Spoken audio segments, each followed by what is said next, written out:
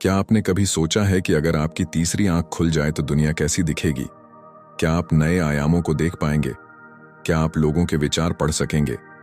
या फिर कोई अलौकिक शक्ति आपको जागरूक कर देगी?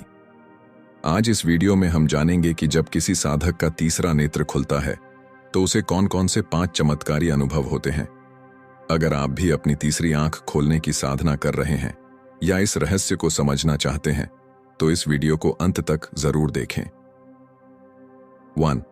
दिव्य दृष्टि, क्लेयरवॉयंस, अदृश्य को देखना।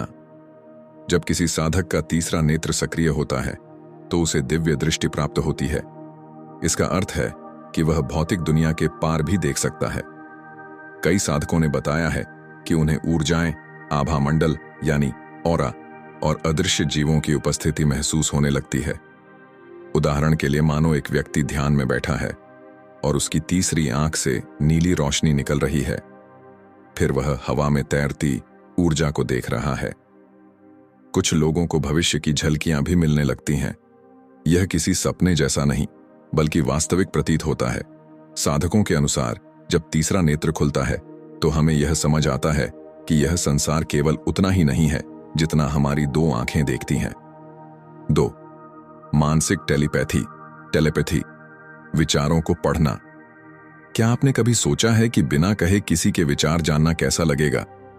तीसरी आंख खुलने पर साधक को टेलीपैथी का अनुभव होने लगता है, यानी वह बिना शब्दों के ही लोगों की भावनाएं और विचार समझने लगता है।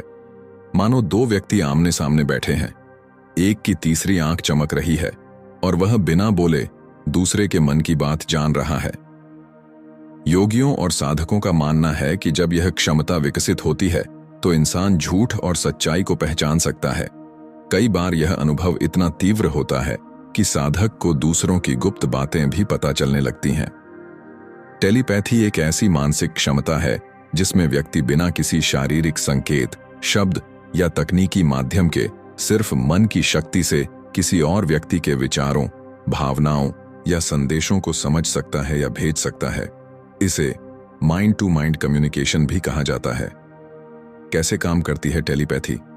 टेलीपैथी के पीछे कोई वैज्ञानिक प्रमाण नहीं है, लेकिन कई योगियों, साधकों और मानसिक शक्तियों में रुचि रखने वाले लोगों का मानना है कि 1.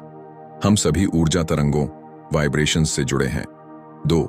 जब हमारा मन शांत और केंद्रित होता है तो हम दूसरों की मानसिक तरंगों, ब्रेन वेव्स को पकड़ सकते हैं। 3. गहरे ध्यान, डीप मेडिटेशन और अभ्यास से यह क्षमता विकसित की जा सकती है। 3. ब्रह्मांडीय ऊर्जा से जुड़ाव, कनेक्शन विथ यूनिवर्सल एनर्जी। क्या आप जानते हैं कि ब्रह्मांड में एक अनंत ऊर्जा प्रवाहित होती रहती है? तीसरा नेत्र खुलने पर साधक इस ब्रह्मांडीय ऊर्जा से जुड़ने लगता है।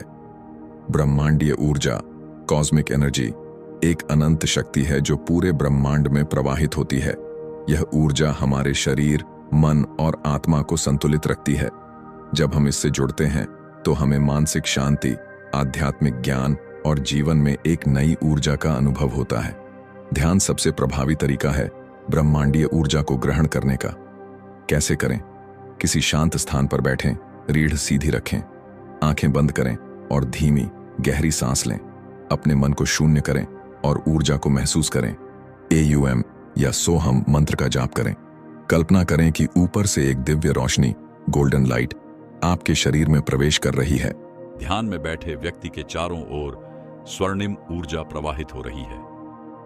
इस अवस्था में साधक को लगता है कि वह संपूर्ण ब्रह्मांड का एक हिस्सा है। उसे प्रकृति, अंतरिक्ष और अनंत ऊर्जा की तरंगें महसूस होती हैं। ऐसा अनुभव किसी चमत्कार से कम नहीं होता। 4. स्वप्नों का नियंत्रण, lucid dreaming and astral projection. क्या आपने कभी ऐसे सपने देखे हैं जिनमें आप पूरी तरह जागरूक होते हैं? तीसरी आंख के खुलने पर साधक लूसिड ड्रीमिंग और एस्ट्रल प्रोजेक्शन का अनुभव करने लगता है। मानो एक व्यक्ति सो रहा है और उसका सूक्ष्म शरीर, एस्ट्रल बॉडी, शरीर से बाहर आ रहा है और उड़ रहा है। स्वप्नों का नियंत्रण, लूसिड ड्रीमिंग एक ऐसी अवस्था है जिसमें व्यक्ति को सपने में यह एहसास हो जाता है कि वह सपना देख रहा है। इस अवस्था में व्यक्ति अपने सपनों को नियंत्रित कर सकता है, जैसे उड़ना, किसी भी जगह यात्रा करना, किसी से बात करना या अपनी कल्पना की दुनिया बनाना। कैसे पता चले कि आप लूसिड ड्रीमिंग कर रहे हैं? 1. आपको सपने में यह एहसास होता है कि यह सपना है। 2. आप अपने सपने के भीतर खुद को नियंत्रित कर सकते हैं। 3. आप सपने में चीजों को अपनी इच्छानुसार बदल सकते हैं। 4. सपना अधिक स्पष्ट, विविध और वास्तविक लगता है। 5. कई बार आप अपने शरीर को सोते हुए भी महसूस कर सकते हैं। रियलिटी चेक करें। दिन में कई बार खुद से पूछें, क्या मैं सपना देख रहा हूं? अपनी हथेली देखें, सपनों में हाथ अजीब दिखते हैं। घड़ी देखें, सपनों में समय गड़बड़ दिखता है।